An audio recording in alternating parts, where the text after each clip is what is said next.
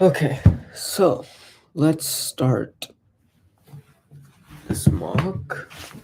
Alright.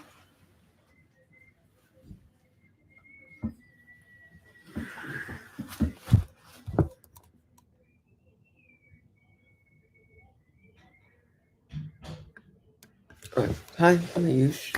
I'm a senior in computer science and philosophy here at the University of Illinois. So I think I'll begin working on this problem here. So you're working on an analytics at a company, and each page visit is logged. These logs can be long and imperative, so you want to compress them for easier storage and visualization. And so you want to write some function that compresses the logs. And so your input is some string of page names.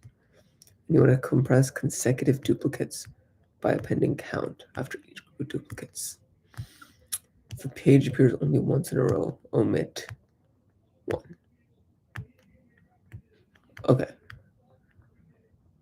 Yeah, don't want any hints. Yeah, cool. So there's sort of two ideas here. First is, I think I'm going to write a really simple test case, which would be that, just following this input here. So input equals that expected equals this.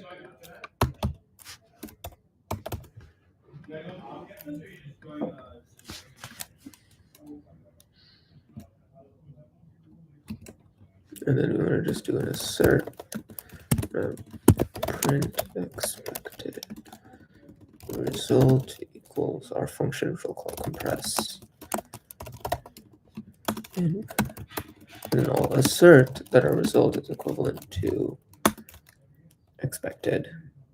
And if it's not, then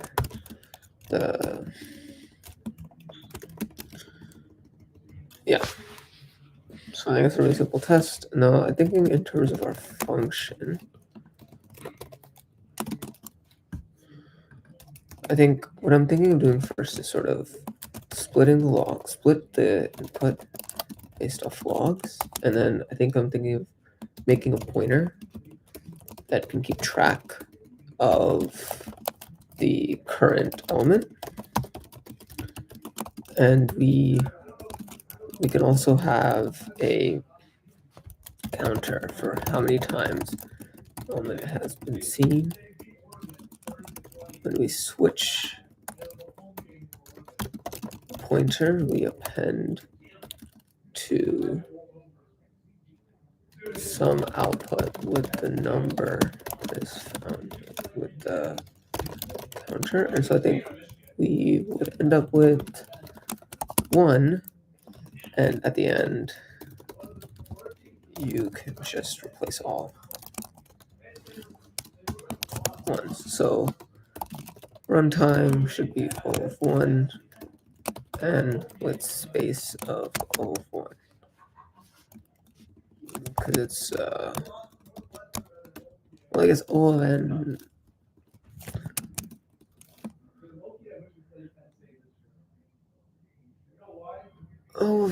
I guess it would be a space of O n in the sense that the result is new, but otherwise, like the actual algorithm itself only takes O of 1 time. So now I think I'll write it out. Yeah.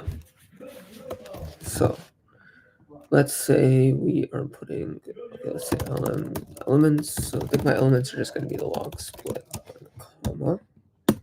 I'll have lm, which is a current lm.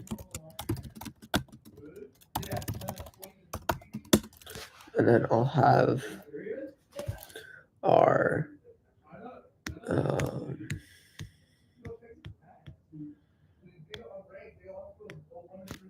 count. So let's call this car_lm.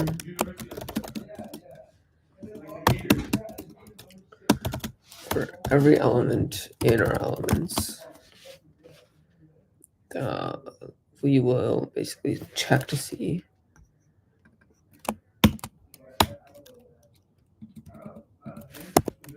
so if E is not equal LM, then we would probably want to say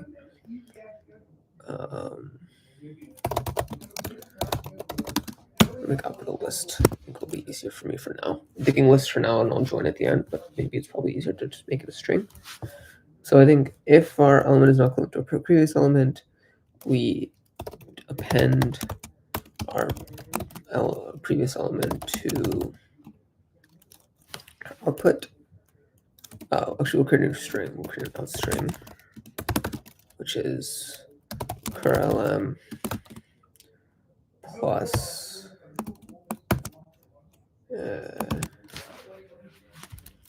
cur count, and then we'll do output plus equals out string.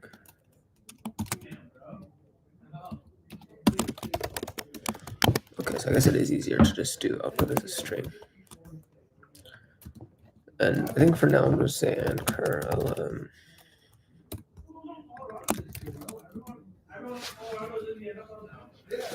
So this is if it is not equal and exists.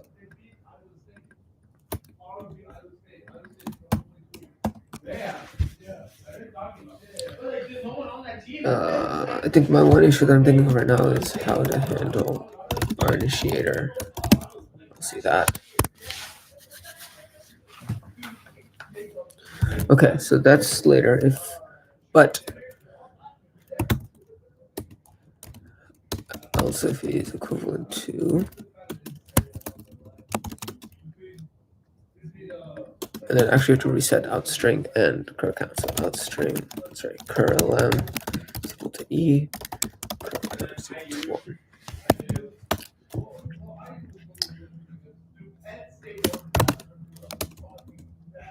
And then, so then we'll do, in this case, they are equivalent, so we'll just implement our count.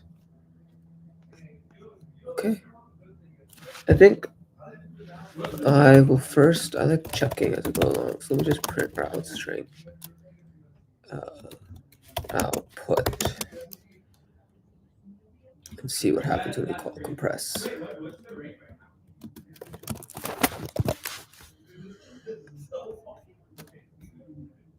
This is going to fail, hopefully. So we got nothing, home one, about, contact. That's not great.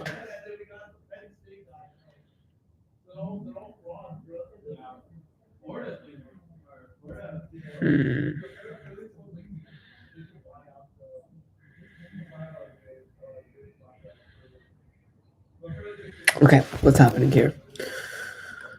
So if they're not equivalent, we're creating a string, we're setting them to a value, and we're setting their count. I set them equal to 1. That'll probably do it. Okay, so contact is now 3, as expected. But our last home isn't there. And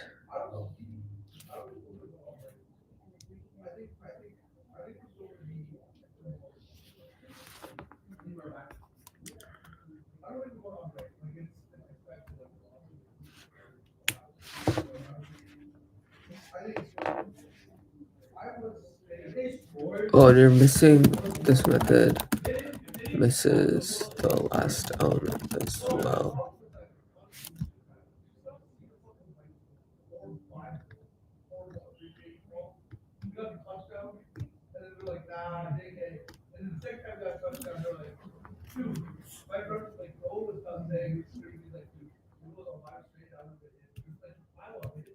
Okay, part 3 is pretty easy. So let's think about this for some more. It's been 10 minutes.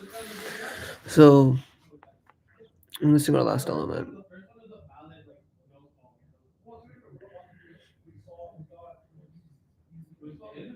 And for some reason, our home is not working.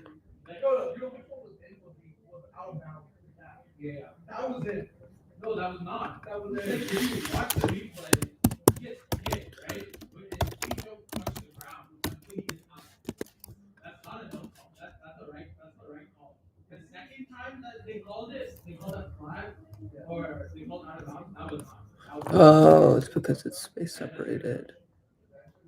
How does this work? Ah, that'll do that. It's now home too. For 0, we can do it. We can just truncate our output by 2. Right, 0, 1, 2. 0, 1, 2, 3, 4. 0, 1, 2, 3, 4. 4.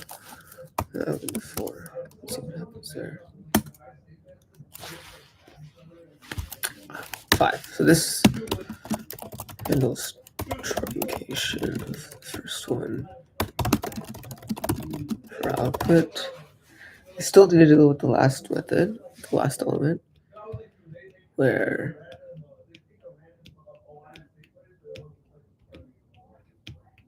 and then at the end,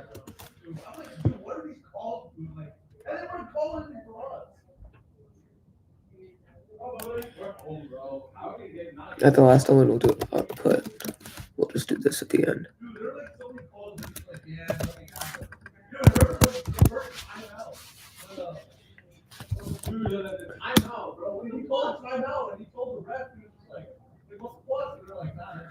Okay.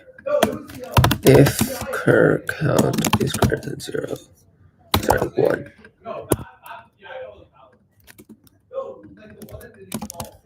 And so then the idea here is that if our current count is in fact like relevant to what we want, then we'll split out this out string. We'll have, no, I went too fast there. This for a sec. Else out string is equivalent to just curl. That's better. Now it's actually checking the correct reasoning here.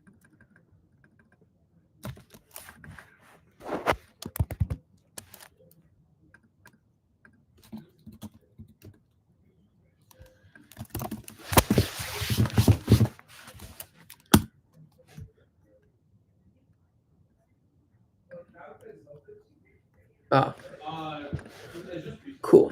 And then maybe output does not need to worry about itself.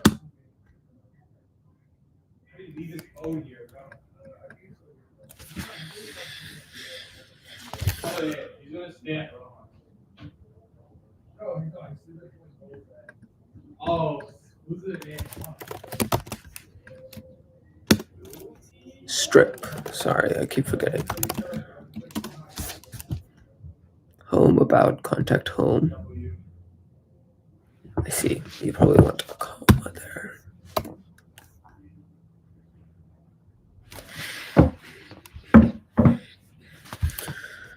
So they want comma separated. So then it does just make sense to combine them with the comma separator and make it an array. So I think it's probably just easier. So I'll make it an array. Let's say output dot out string.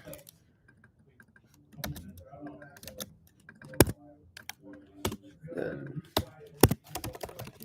return dot join.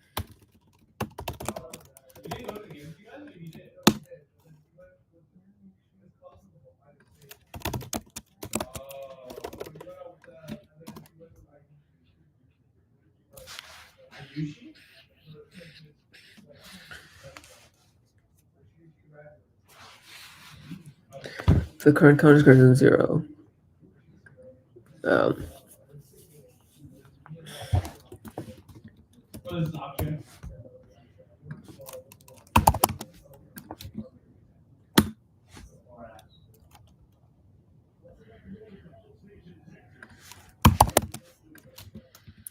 Okay, so that took about 15 minutes, but I think at the end we have an output that seems reasonable.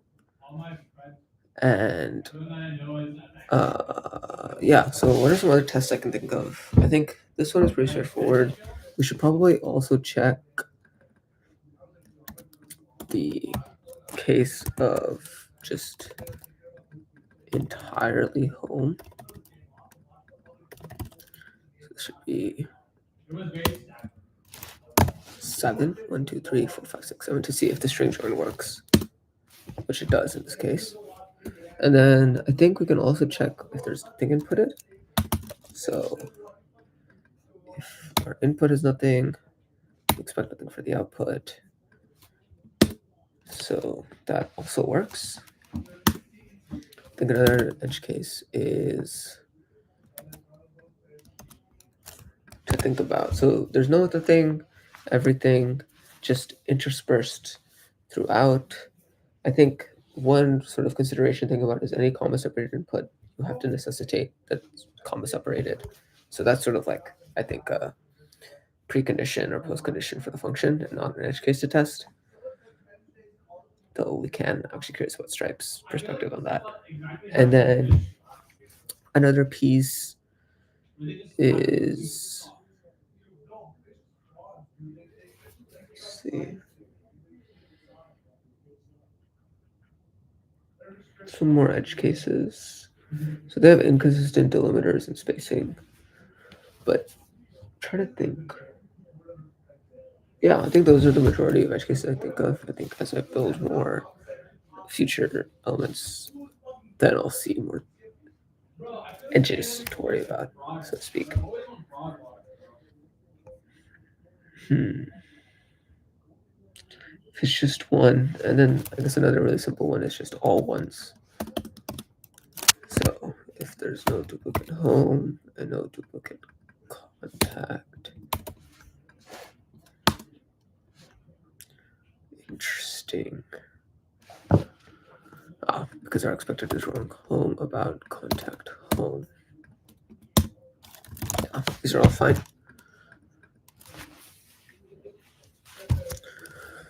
Okay, we'll call this test compress. I think now I'll move on to the next piece. So the next one is to handle inconsistent delimiters and spacing. So they could use multiple delimiters, and we need to parse any combination of this, comma, semicolon, and spaces separators. So I think this, for depending on what Python offers us, it could very well just be, I think first thing I'm going to do is I'm going to edit log to be a list. Yeah. So this piece will not happen. Log is user, so call this elements. We can keep elements equals log, just for like distinguishing input and array. And then what I'm going to make the second function be is just a split function. It's just going to parse it. It's going to take in our log as a string and return a list. So we will parse the log with any delimiters of this, and spaces, and call compress to handle the output. So I'm going to search up Python split string delimiters.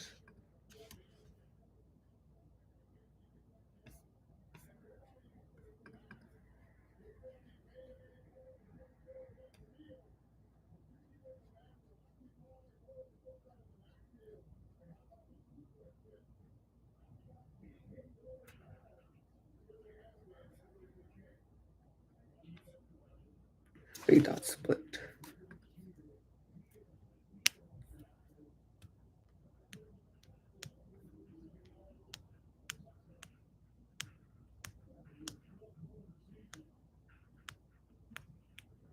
Okay, I think I will be using regex split.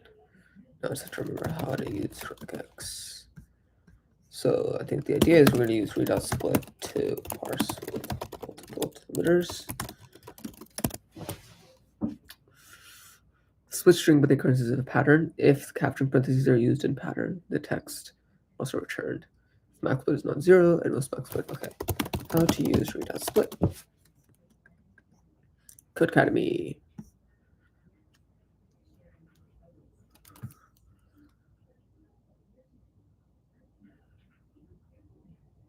So it'll split over multiple backslash n's.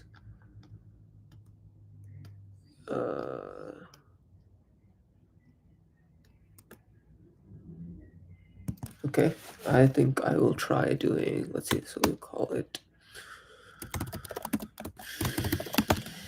complete log here. We could just call it elements here.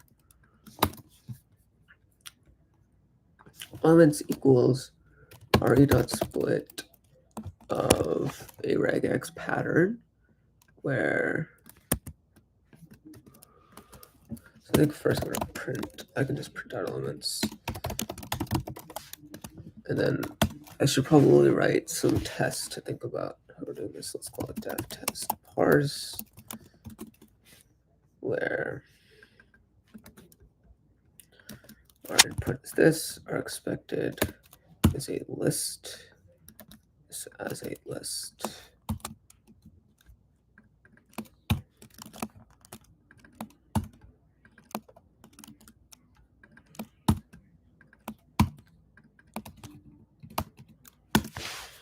Okay, cert parse in. This is really simple. So R colon comma, and the string is log. So return elements. So test parse, we don't want to test this anymore.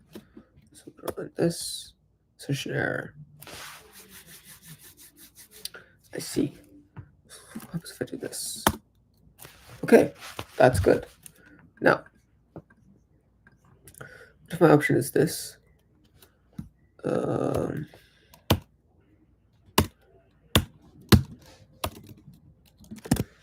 parse with multiple delimiters.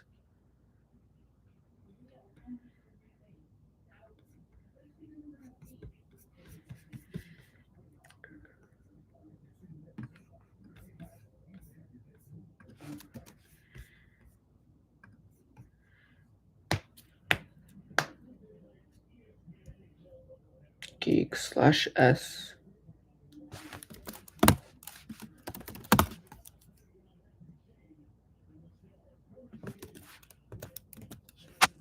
Okay, I think this one is pretty solid. Oh, commas, semicolons, or spaces. Nice, good for me. Commas, semicolons, or spaces. But does this handle multiple spaces? So if I do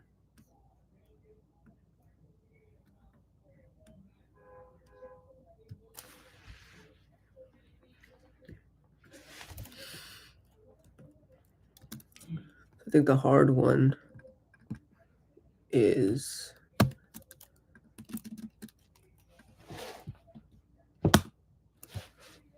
home, about,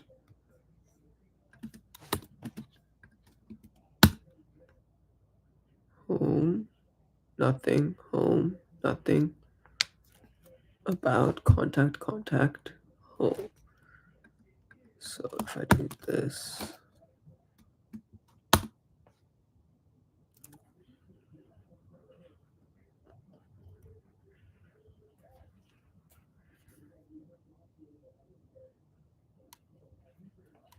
nothing is not good. So we could do elements.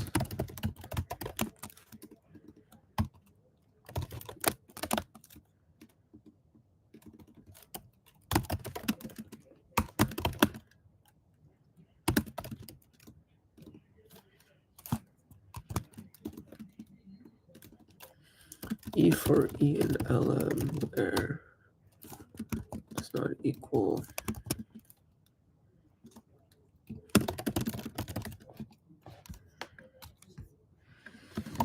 print elements.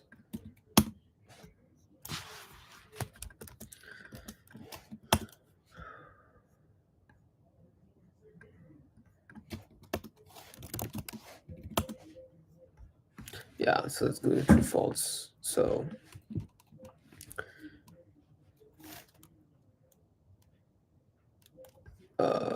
yeah. So there's something wrong here. Still have a decent amount of time.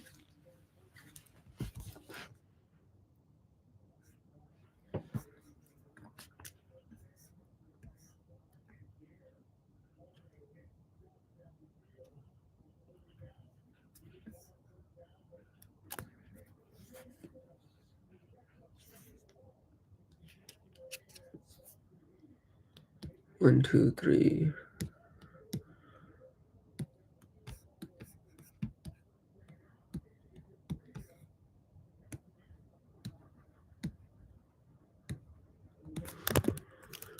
Yeah, because there's been a space.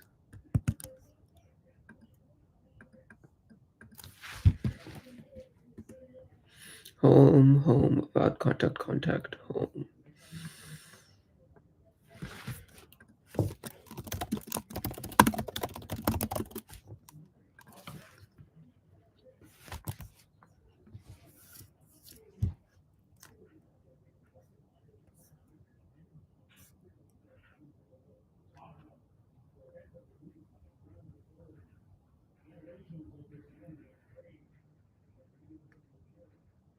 Okay, let's try this actually first. This might help with my string.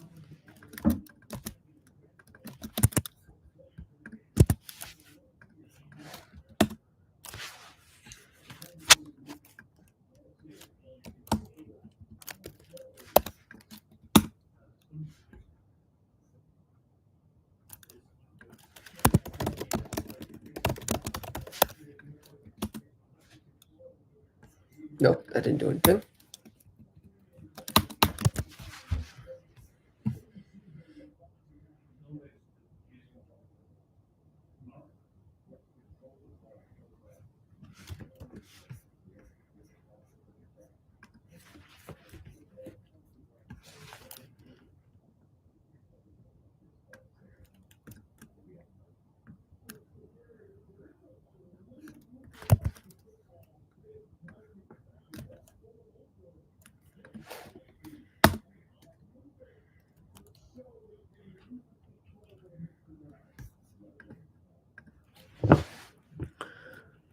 Home.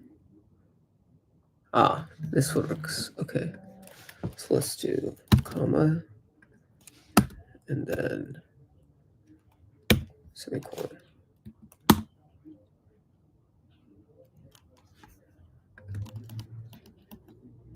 What are max multiple regexes?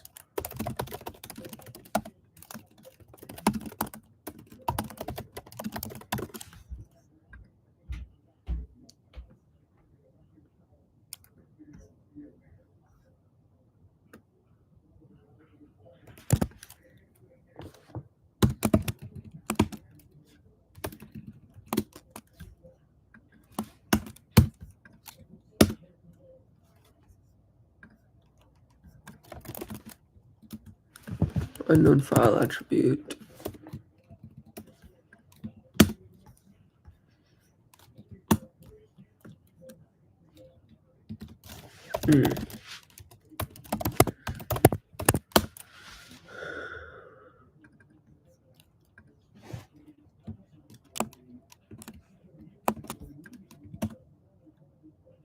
Ah.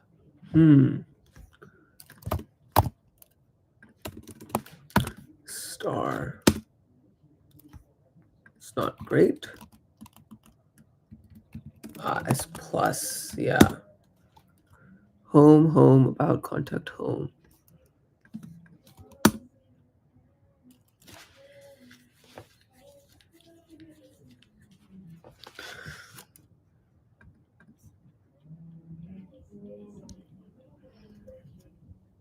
Okay, like I think the issue with this is, so would I ever have the case where it's like double delimiter?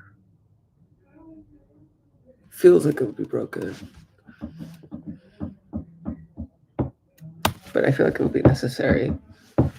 So I think one really sort of, in this double delimiter case, do we want to be counting empty lines? That doesn't feel relevant.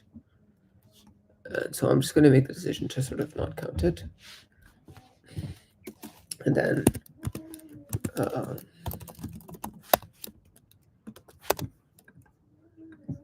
let's say we have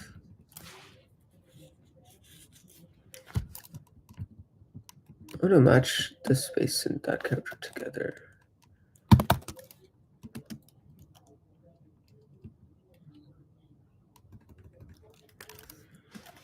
How to match comma space x.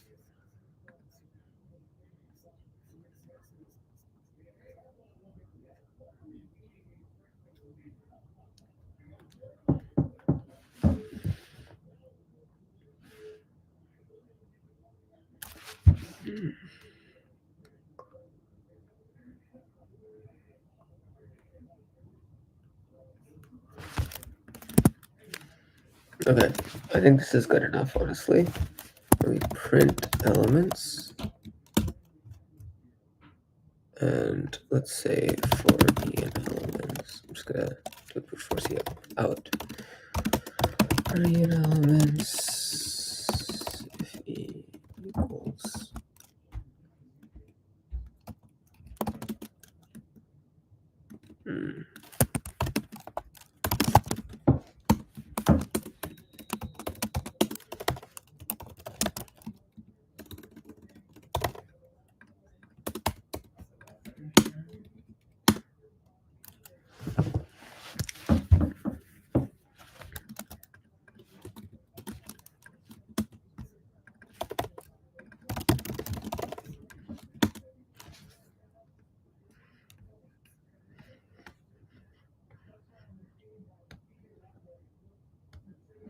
oh, and it expected it to be, I guess it expects it to be,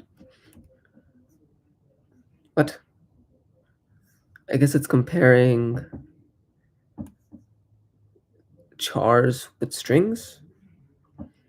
That's fun. So if I just do this,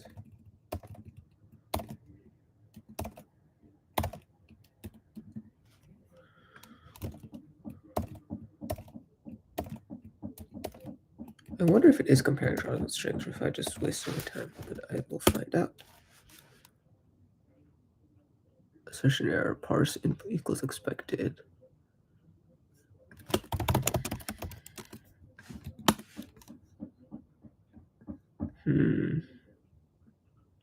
Home, about, contact. Oh, I'm missing a third contact. Probably because I don't have a third contact. Okay, so I should probably always print the expected.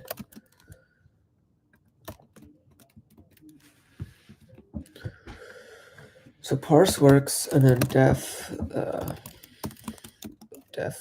complex compress string.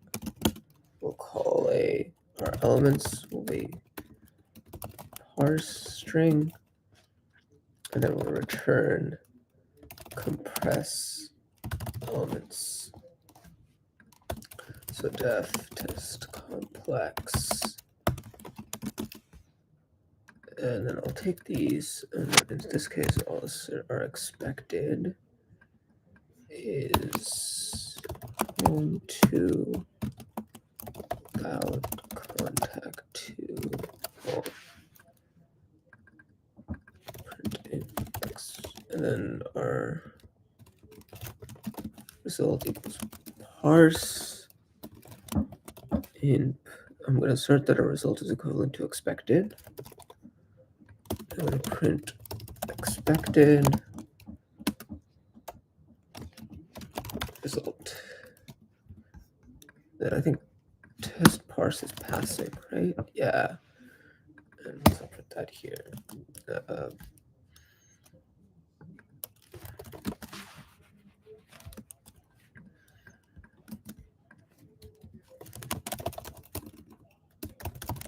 Test complex. Then uv1 test oh, I should probably, I don't need a string here. Assertion error. expected, home to, about, context to home, return.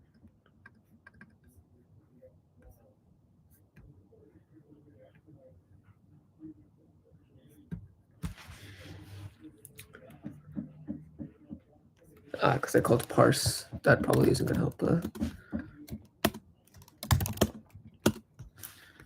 Okay, so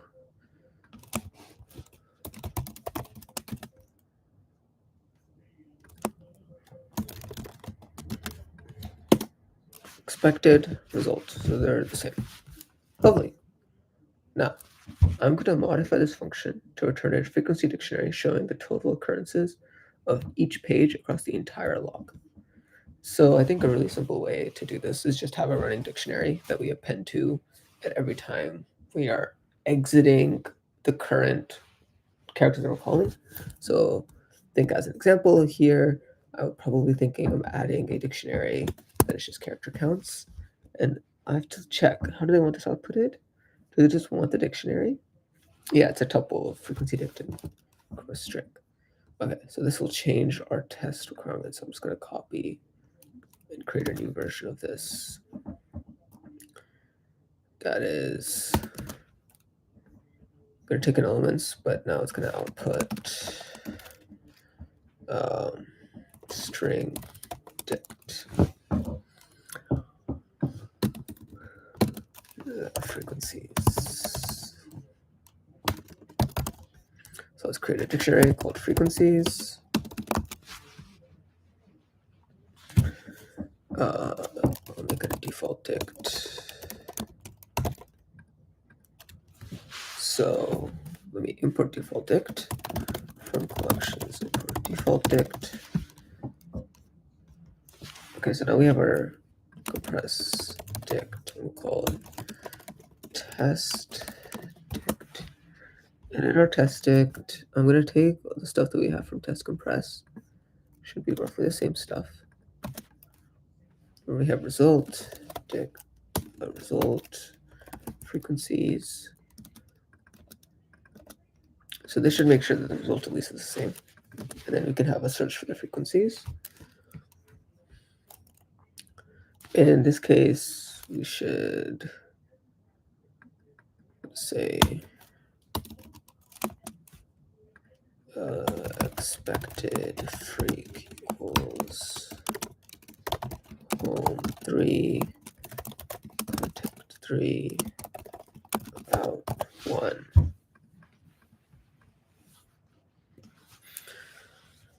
Three, contact 3, about 1, and then assert freak equals expected freak. Okay.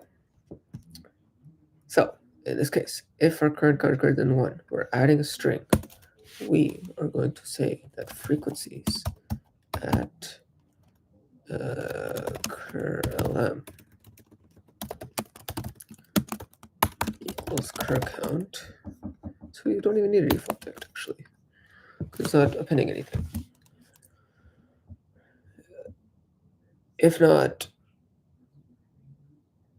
it's not greater than 1,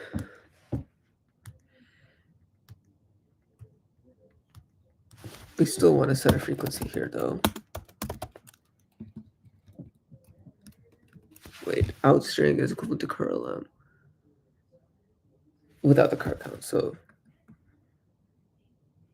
yeah, but you don't want to set 1 for the case where it's greater than 0 or not.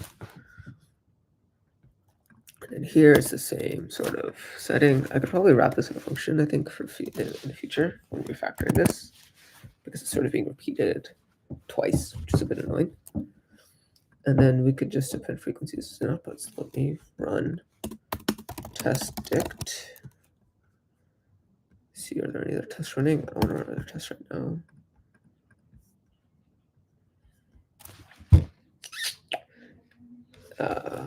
And I'm running this with compressed dict. I think if we want to run this through a dictionary version of our parser, you can do that as well. Just let me know. But I think the general idea will remain the same. Indented block after function declaration. Yeah, you probably would. And that is invalid syntax. And there we have our assertion error. But it's at result equals expected. How fun. We didn't change the result. So how could that be?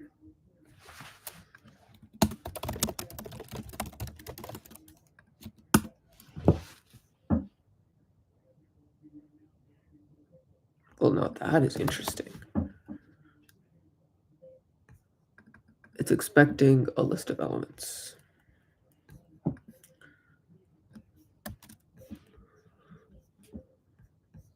We call this complex compress, call partial, call compress dict.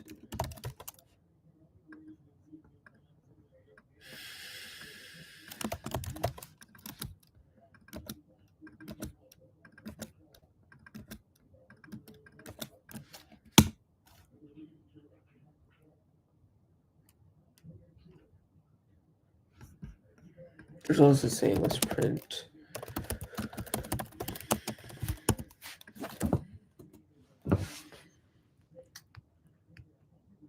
Freak added one for, yeah. The current count is greater than 1.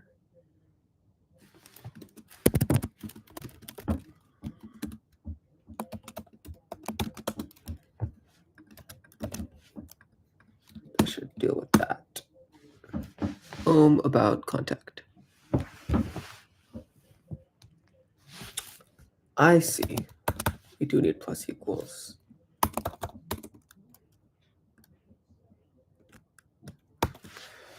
Okay. So we probably do want a default dict here. We need to understand our strategy for a really quick second.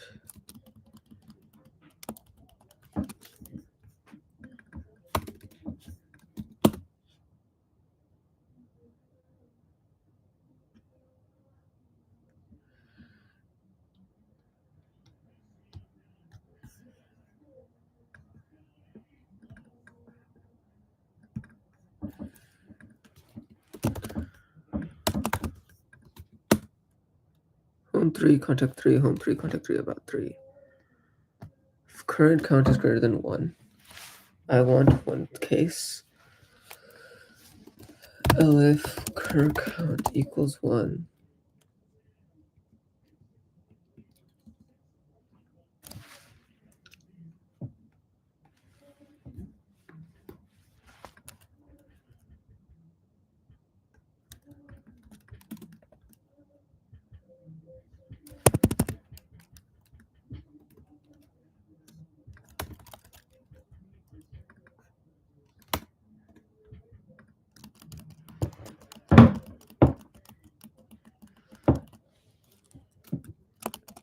that's fine.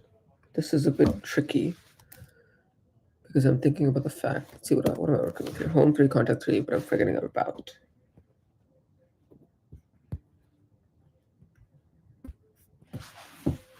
Forgetting about because it's not greater than 1. If I add this here, I get the parser. If current count equals 1, I get no issues. Okay, so it's really messy. I think refactoring it, there would be a lot of different changes I could make. But I think, yeah, these are the tests. We could create frequencies for these other tests. So in this case, assert freak equals a home 7. Yeah, that's fine. In this case, assert freak equals just nothing.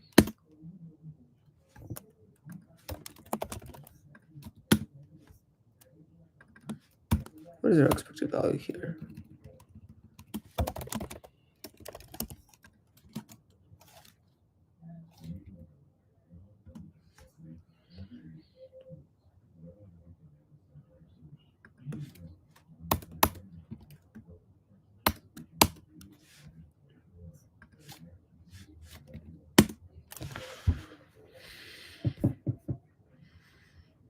there are no elements.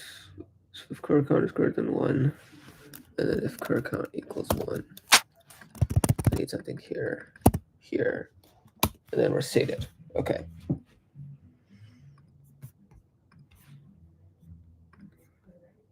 Cool. Peace.